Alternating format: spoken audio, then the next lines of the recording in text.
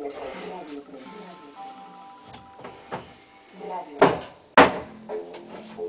Radio 3 y la Sala del Sol de Madrid celebran su 25 cumpleaños con un mes repleto de conciertos.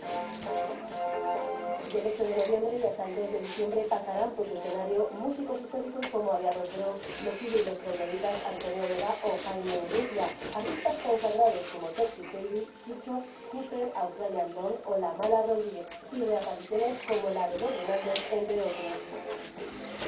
Consigue tu invitación visitando nuestra página web, donde encontrarás toda la información para hacerte con una entrada doble para cada uno de los conciertos. Estamos en www.rne.es/r3.